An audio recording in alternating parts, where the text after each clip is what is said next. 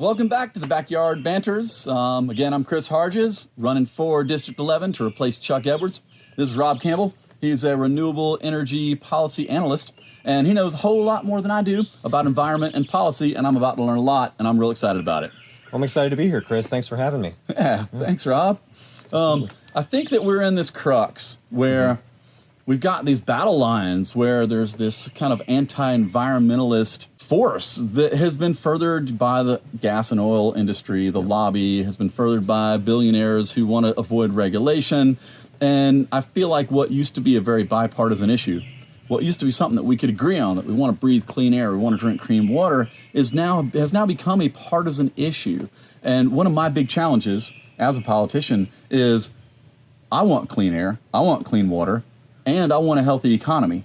And I want to talk about real ideas, real policy suggestions where we can balance these concepts, have a healthy economy, have healthy tourism, and breathe and drink water, which we got to do regardless of how much money we have. Right.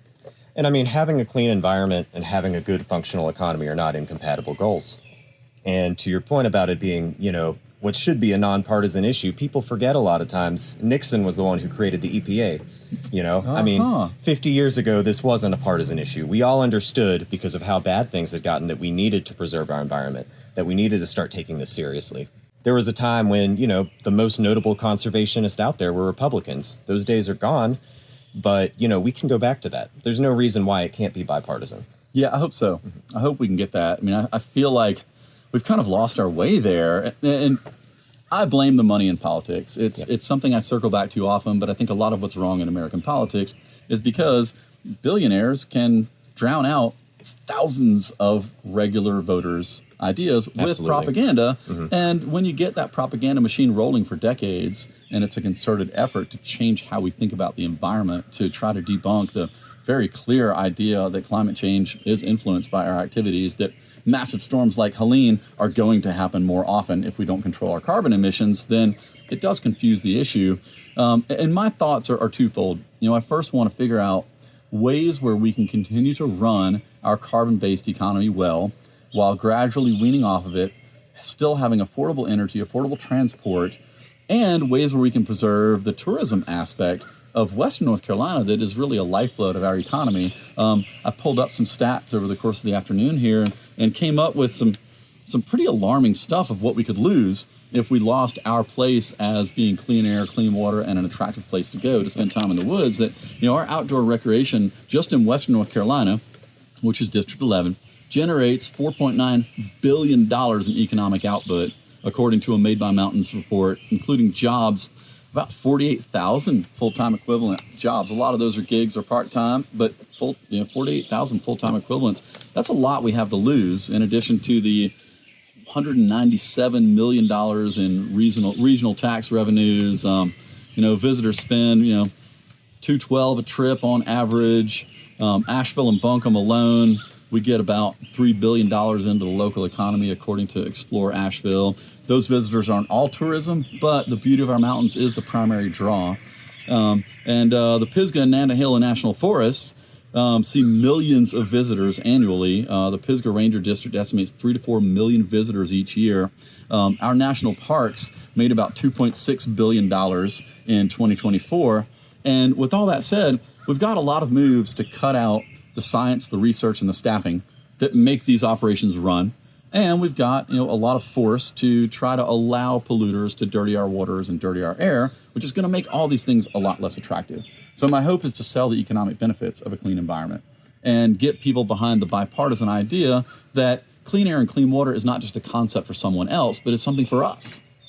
Yeah, absolutely. And I mean, we look at what's happening now in the Senate with the budget reconciliation bill.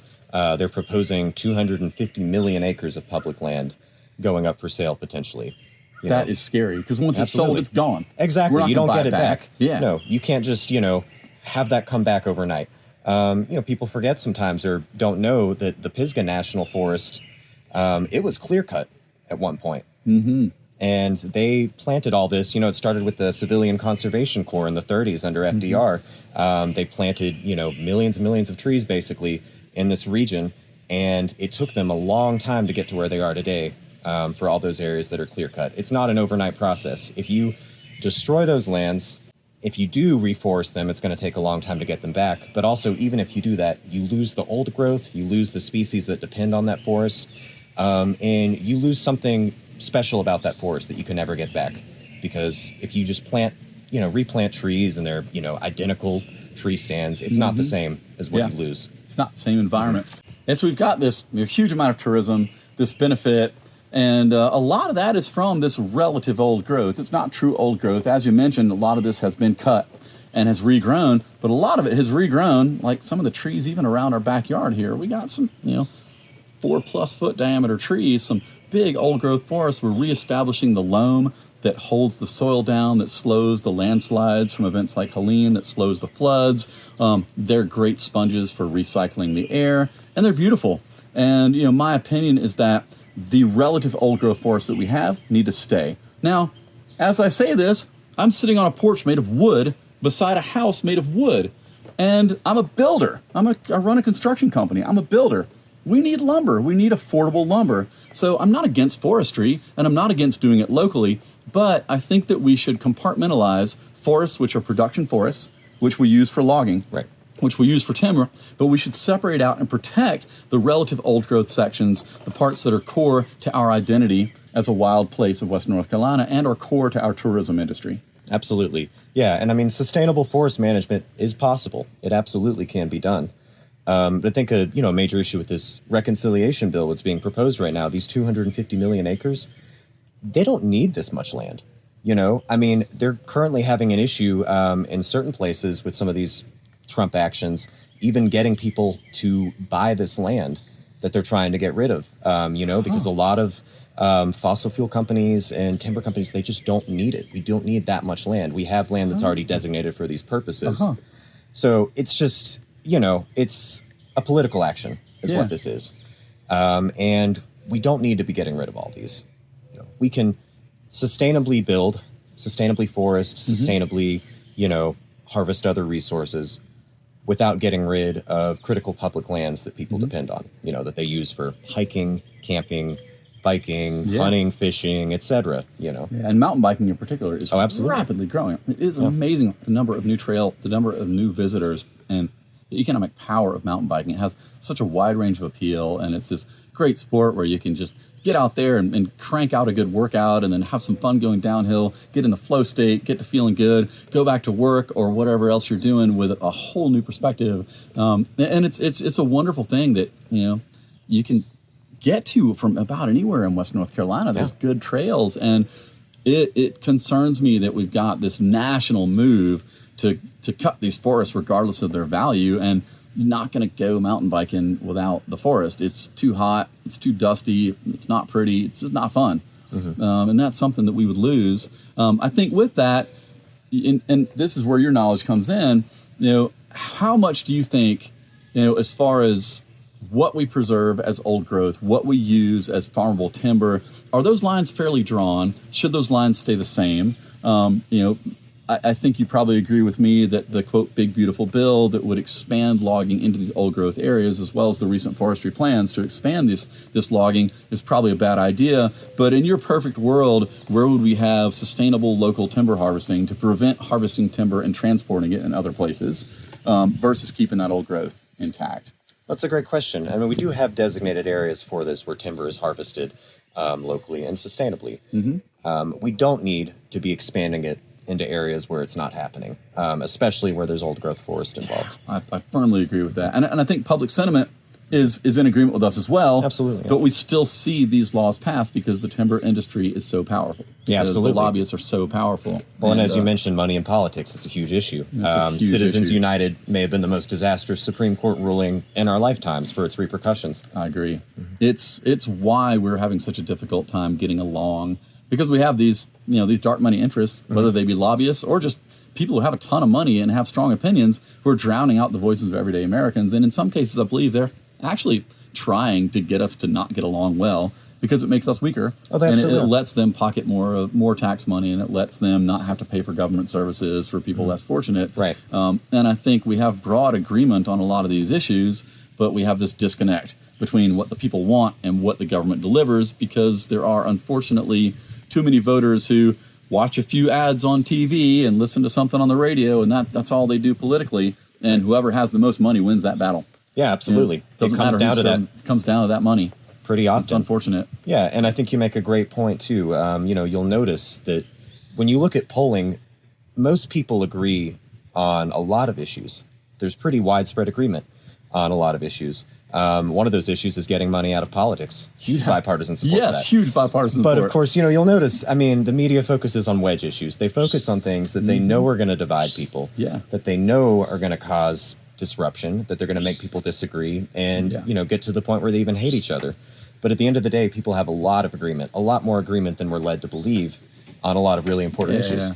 I'd love to harness that tendency towards agreement and work towards that. It's going to be difficult because, as I do that, especially as I start talking about fixing the tax code and, making sure our regulations do preserve our forests and our air, they're going to come after me. They're going to hit me hard with a big budget. But hopefully grassroots donations and our efforts will overcome that.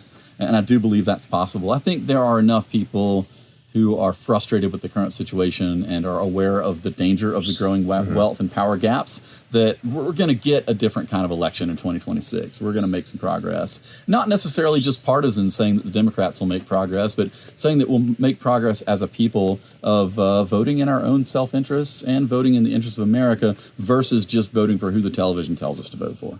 Right, absolutely. And I think there's potential to build a really wide coalition, because it's not just Democrats and lifelong Democrats who are upset with what's happening now.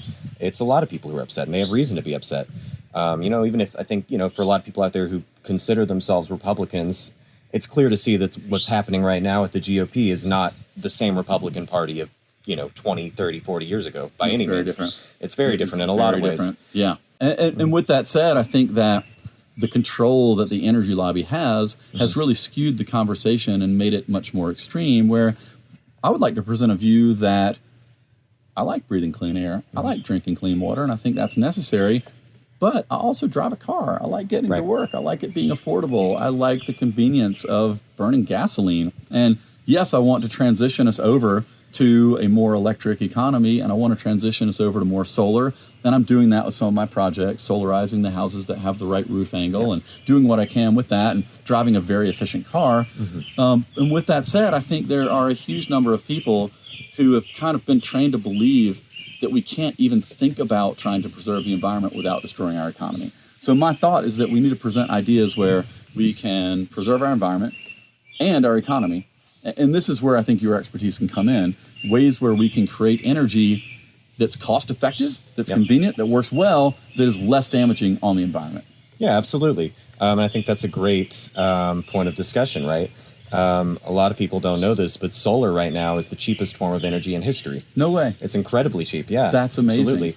And that's a new development because I know the panels are getting cheaper and cheaper every year. Absolutely. And they're getting longer lasting every year. Right. And of course there's issues with storage and transporting, but things are getting better by the day. And we have battery storage options. You can do microgrids. Hot Springs had a microgrid that they used during the hurricane, and it provided power for several days to the town, while great. A lot of surrounding areas were completely out of power. Nothing. Yeah, because they stored that power in their microgrid, and they were able to use that for people. And I think that's another area where renewables really shine, right?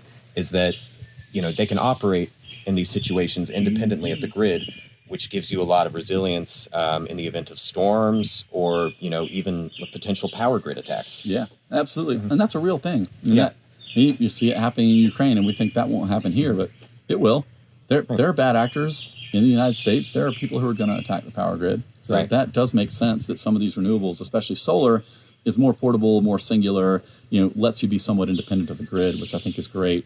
And with that said, I do have extensive experience with the interaction between solar and the grid, and unfortunately extensive knowledge of Duke Power's dominance of that legislation, which they have things set up to where if you take a quick glance, it says that they buy the power from you and that they give you a fair price for it. But the way they actually have it set up, by resetting that power in mid-June after much of its creation, you end up not getting paid for most of what you create with solar. And that particular law has dramatically diminished the profitability of solar in Western North Carolina.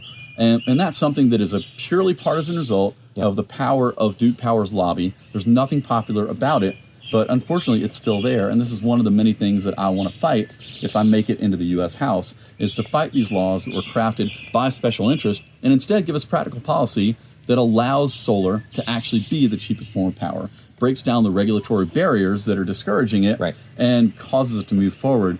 The other thing I think about with solar and other technologies is that technology is profitable. That, our place as a world leader economically is based on our technology. Even our place militarily as a world leader is based on our technology. It's not superior numbers of people. China and Russia both have us beat there. But we have this incredible technology, this incredible education. And I feel these things being attacked by the current administration, where they're pushing down science, they're attacking universities, they're poo-pooing the whole idea of using education and science to make us stronger. And it's almost a Maoist mentality that I see, where they want to push down education and push down progress. And to me, it's terrifying. And it's one of the reasons I'm running, is that I want to get us back to making smart investments and making America stronger, not just right now today, but around the corner in the future. We're not going to stay a world leader if we don't invest in education and technology. So if you would kind of tell me some specific things, what you think as far as certain technologies that you think are either overregulated or underinvested in, that if I do make it, that I can change, that I can write better federal policy and improve these outcomes. Yeah, it's a great question. Going back a bit, microgrids, as I mentioned, are a great technology that we really need to be utilizing more. Battery storage, of course, solar, wind, all these things that are being attacked right now. And I think, there's a lot of disagreement about this in the renewable energy world, but I also think nuclear still has a strong place. And it's a really good, and it's something that can be really beneficial for helping wean us off fossil fuels, so to speak. Having that dispatchable energy that's ready. And of course, it's much better to be using true renewables, solar, wind, battery storage, but it's a good bridge. And I think the most important point is that we need to be cutting our fossil fuel use as much as possible where we can. And of course, as you mentioned, the transportation sector is a hard one. But there are other areas. On it. Yeah, absolutely. There are other areas where we can cut it. And there's a lot of underutilized land, especially rooftops, where we could be installing renewables. And I think that, for example, a plug-in hybrid, which still gives you range, lets you plug into your own home solar, is a great idea. But as we discussed, the regulations with Duke make it less profitable. The startup costs of doing it are really high. And, some of the tax credits that made it more affordable are going away. And granted, that's a controversial subject. So, tax credit, that's real money. And to me, it's worth using some of that money to encourage people to move towards alternatives that let us breathe clean air.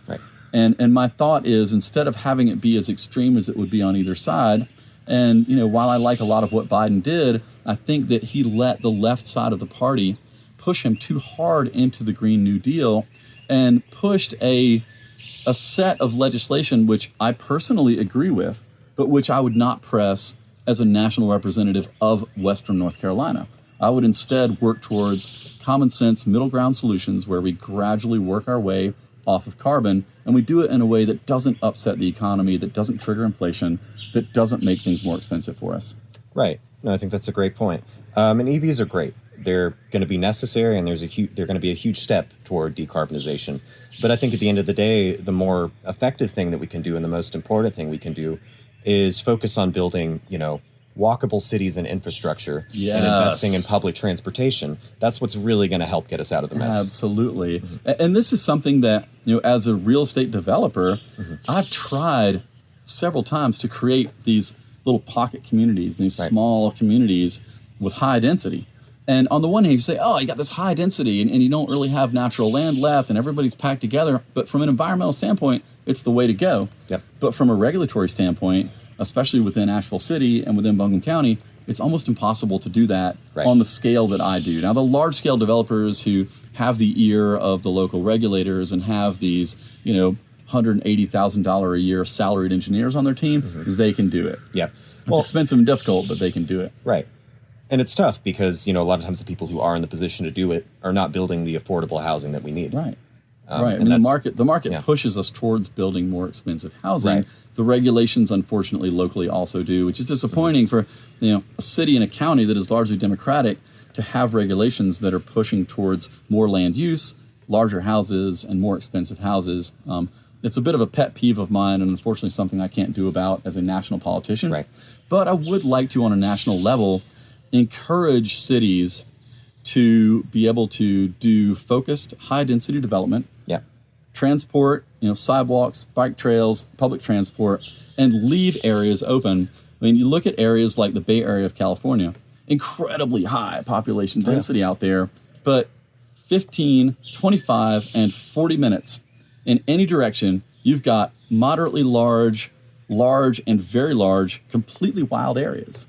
And granted, there's a lot wrong with development regulation in California. It's extremely expensive, it's difficult, it's a very hard place to live. But you can still look towards the high-density clustered development, and it's something I think that I could encourage on the national level, to encourage states and cities to enact regulations which allow high-density development, bike trails, urban living, which is sustainable because you've got a park and you've got a grocery store and you've got what you need. Right. And it's something that I would love to see more of, not only as an environmentalist, but just as somebody who likes being able to walk or bike or hop on a bus and get somewhere and not have to look for a parking spot and not have to deal with a car. Oh, yeah. I mean, that's a great point. It's not just great environmentally, it's also great socially.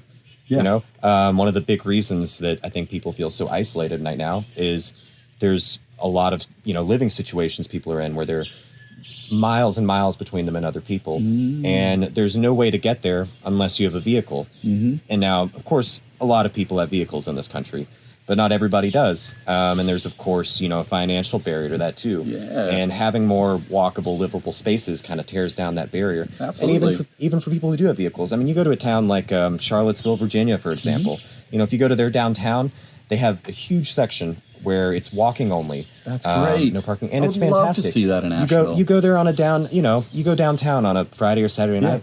It's packed every single weekend. People are having a great time. It's great. Yeah, you don't have to worry about getting run over. You can just walk around Right. between the restaurants and Absolutely. have a good time. And it's great for businesses. There's this misconception, I think, that if you make walkable city centers, that businesses are going to suffer. They don't. They do I've better. seen the opposite. Yeah, absolutely. I've definitely seen the opposite. Right. I've done a decent amount of traveling in Europe, mostly for work, and I've seen these cities where it's thriving and it's beautiful, and there's not a lot of people driving because there are bike trails and trains to get around, and it is the lifestyle there looks really attractive, and I think we can do that here in the United States. I think a large difficulty is kind of a tipping point of public transit and of population density, where there will be some measure of kind of gradual bending in that direction, but there'll be some places where we'll have to take some initiative and really help municipalities create these spaces and experiment with them. And it's another place where I think the science needs to come to the forefront,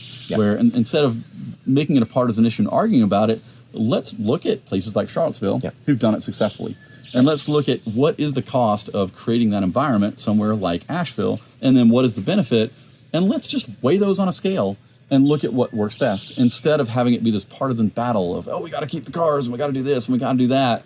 I think there's, like you said, a lot of agreement on a lot of these issues, and my hope is that, the voters will start looking more at these specific issues, that they'll start looking at the actual voting record for Chuck Edwards and for other representatives and say, these things that he's voted for actually aren't helping us.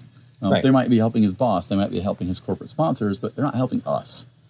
Exactly. And I think that's key, right? Because at the end of the day, what is a representative supposed to do, right? Represent. Right. Yep. And Chuck's doing a great job of representing his corporate sponsors. Oh, yeah. He's representing his donors quite well. He's representing his donors really well. His constituents, they're getting on their the money's other worth. And let's talk a bit about kind of specific legislation that you think either has been doing a good job and is threatened, or has been doing a bad job that we should change. Well, that's a great question. For one of the things under the chopping block right now is the Endangered Species Act, which Trump has been trying to pretty much unilaterally gut, which he doesn't have the authority to do, but he's trying anyway. And unfortunately, as we've seen, and this goes back to this race. Congress is one of the checks and balances on his power. The current Congress is not using that power. Yeah. They're letting him run free. Laying down and letting him do whatever he wants. Exactly. Yeah. But yeah, the Endangered Species Act is widely considered one of the most effective environmental laws in history. You know, I mean, America's symbol, the bald eagle, was protected from the Endangered Species Act. That's true. It was the once bald almost eagle would have extinct. been decimated by DDT. Yep. Without the Endangered Species Act. Exactly. And now we want to get rid of it. Right. Well, and what they're trying to do right now is they're trying to remove the harm definition.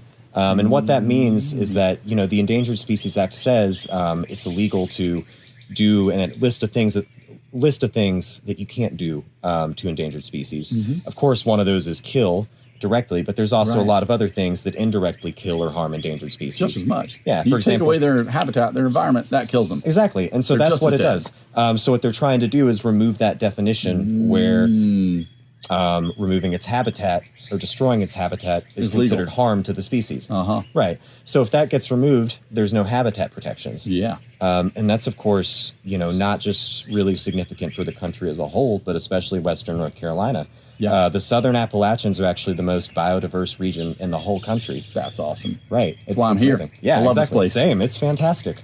It's if you love nature, it's a great place to be. I think, you know, anybody who lives here can tell you that. But yeah, there's dozens of endangered species that live here. And if those protections are lost, well, that's an easy way for them to justify destroying that land. And we lose that land. We don't only lose those species. We lose, you know, forests and trails that we've known for decades and decades that people here love and use all the time. And that's going to be a huge loss for this area. And I think with that, we've got to take a look at the opposition. And, you know, yes, a lot of the opposition is manufactured. A lot of it is power mongers. Some of it is real. And, you know, as a businessman, as a developer, as a builder, I have to say that there are times when the regulations are more harmful than helpful, where the regulations actually push me to leave land exposed longer than I should. You know, the local regulations regarding stormwater are a classic example that our current administration in Buncombe County makes stormwater such a difficult process that it delays development for months or even sometimes years. And people have changed their development habits where they're doing these McMansions on 3/4 acre lots instead of dividing it up into smaller areas. So I'd like to look at not just saying, yes, we need stronger regulations or preserving regulations. I'd like to take a more specific look at individual regulations. And instead of having 50 pages of regulations that require $180,000 a year engineer to interpret, let's do 10 pages of regulations that actually does the job and let small businesses still thrive. Let small business still work. Because right now, a lot of our regulations, even the ones on the Republican side, are drowning small business. Yep. And we need to fix that on both sides. I think I will say the Democrats have been worse on that point. But with that said, the current Republican regime wants no regulation and wants complete destruction of our environment. So I would rather have over-regulation and poorly written regulation than none. But I think with all these things, there's a happy medium. We don't need to be at each other's throats. We don't need to be all or nothing. We don't need to be extreme. We can say, yes, we need to preserve our environment. Let's do it in a way that allows business to run, allows houses to get built, allows people to drive to work and afford to be able to get to work. And that's something I'll be taking a really deep look at as I get closer to this and find ways to protect the environment without destroying our ability to live the lifestyle we want to live. Yeah, absolutely. And they're not, you know, incompatible goals by I any don't means. think they are. Yeah. Yeah, I They don't certainly think they are. are. And, you know, I mean, we go too far in the direction of loosening regulations. We have, you know, in American history, we have the Gilded Age, you know, or we have the 1920s, and Right. we've seen how that works.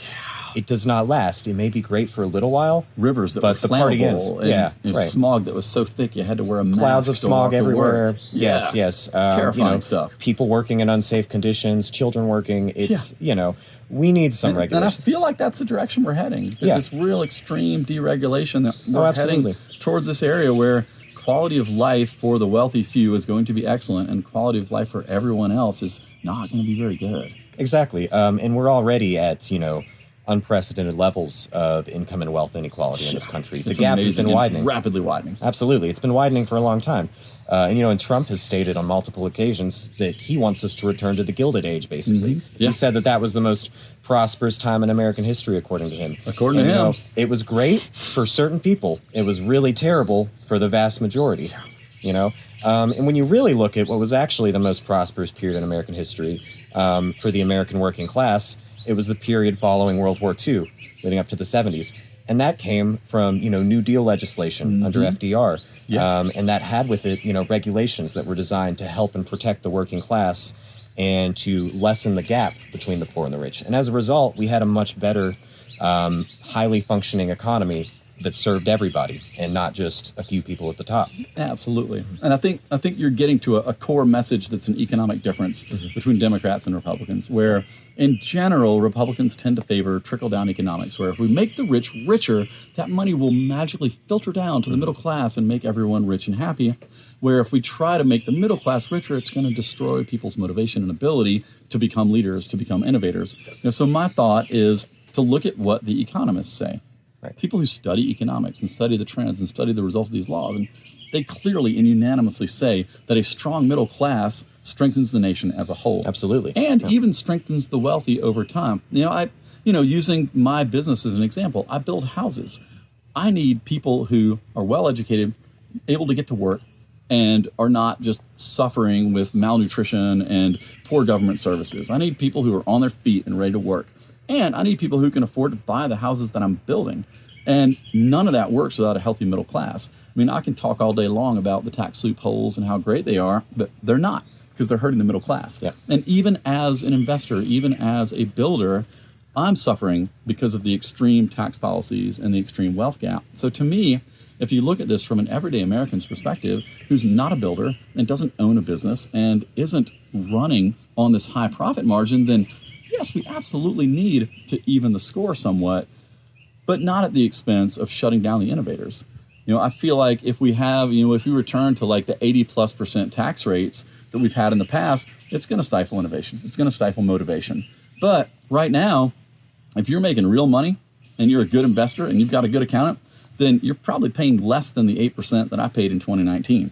And that's entirely unfair. So I think we can get to a place where the investors, the business leaders, the people who are making gazillions of dollars are paying their share of taxes, but that we're intelligently putting that money into advancing technology, advancing education, into smart regulations that allow the overall economy to thrive and grow and not just putter along. Absolutely. I think there's this myth with a lot of people that we can't have, a thriving, innovative economy and a thriving middle class, but we can have both. We've had both before. We need them both. They are not only not mutually exclusive, they are mutually dependent. Absolutely. Per economists. Yeah. I'm not an economist, but I can read the reports that they write, the summaries of them at least, and I've read a bunch of them, and they're consistent.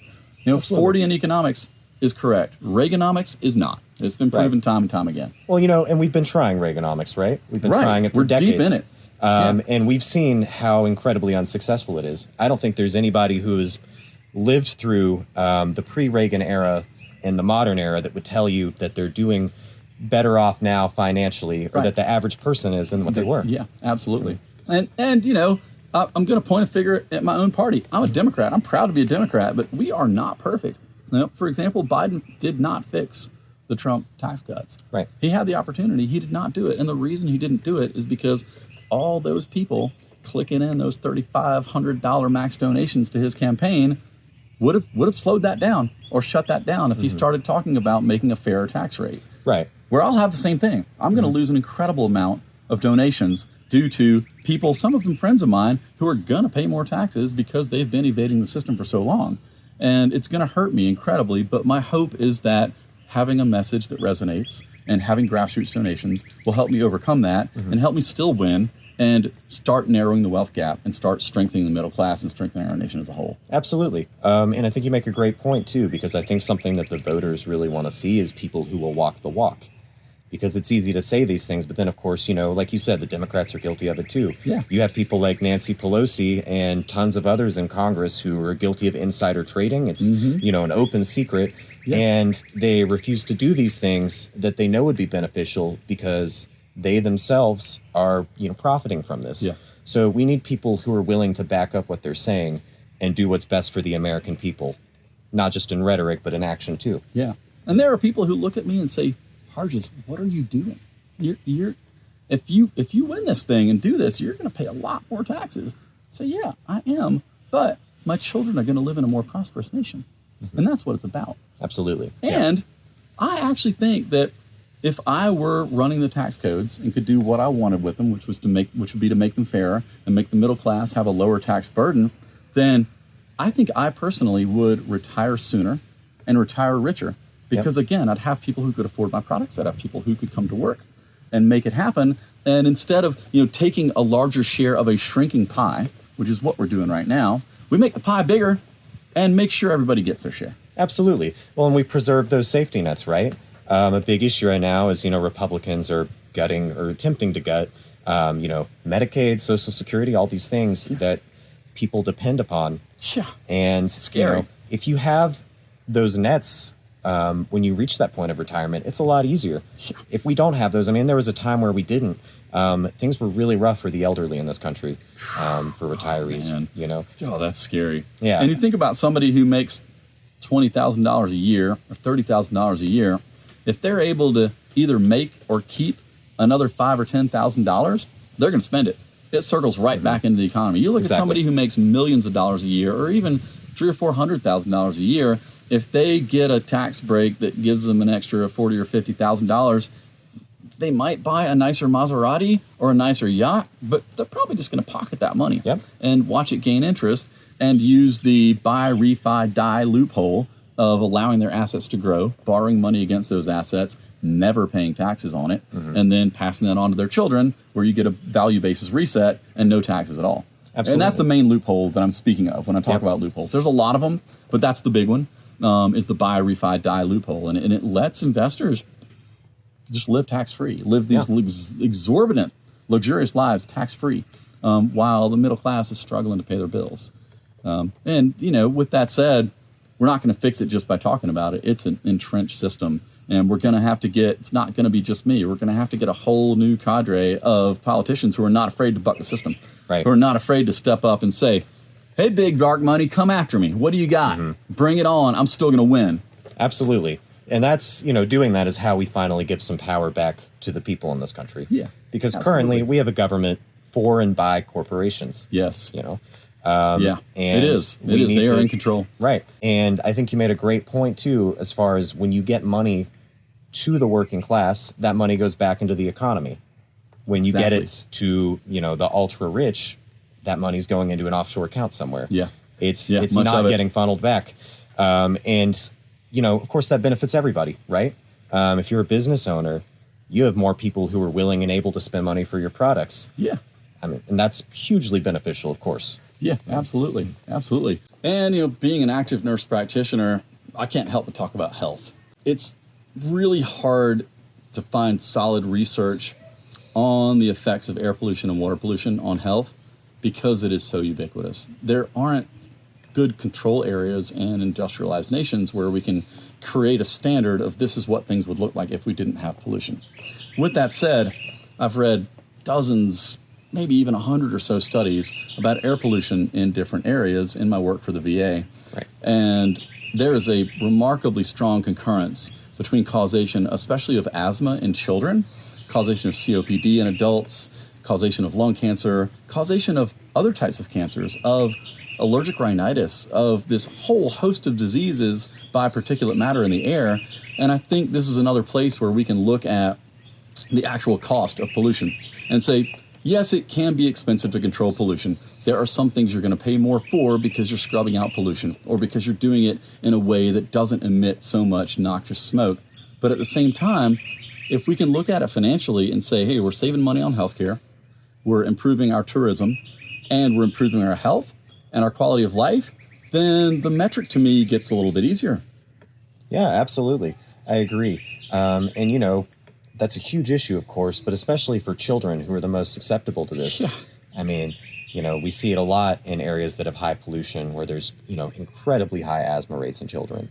It's so sad because it's a crippling disease, especially is. Getting it as a child. It tends to progress over time. And it shortens your lifespan and dramatically reduces your ability to exercise, to work hard, can reduce your income, get you out of school when it becomes exacerbating. It's a big deal. Right. It's easy to take for granted some of these regulations that we have now because a lot of us, probably the majority of us, I would say, have lived in a time where we didn't have to see what it was like before having this, you know? Yeah, that's a good point. Yeah. That we're so accustomed to having these protections that we don't realize how bad things would be if they were stripped away. Right, exactly. That's a very good point. You think about before the Clean Air Act, right, and the Clean Water Act, how just omnipresent pollution was.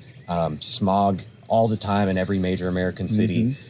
You couldn't go drink water outside your house that was coming from a stream. It was, things were really bad. And the same with, things like the FDA, for example, which there's been a push to basically gut that agency and even remove it. Yeah, I mean, it's terrifying. Yeah, absolutely horrifying. We need to know what's in our food, and we need to know what's in our medicines. Even the other over-the-counter stuff, we need to know these potential dangers. Oh, absolutely.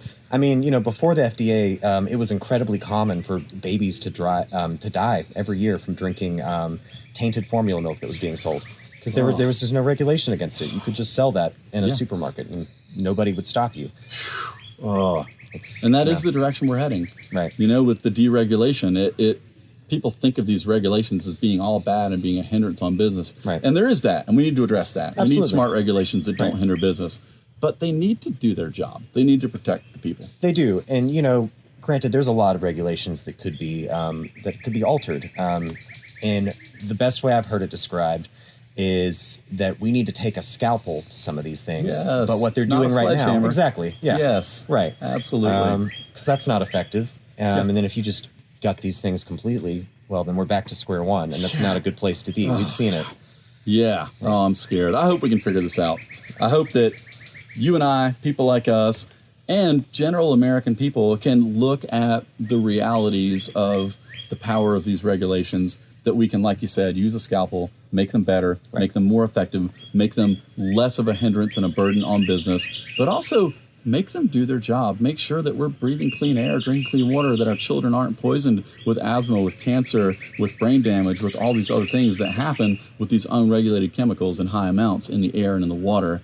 I really hope we can pull this together and keep our old growth forests, keep our recreation economy intact, and continue to be this awesome Western North Carolina that I've grown to love so much. Absolutely. Yeah, and I think we most definitely can, There's a reason so many people love this place, and why it's such a great place to live, as I think we'd both agree. Yeah. Rob, thanks for coming over. Absolutely. Appreciate thanks for having you. me, Chris. Yeah, appreciate your knowledge and expertise and your time and your willingness to get in here and talk about these things and make it happen. Yeah, absolutely. Yeah, thank you.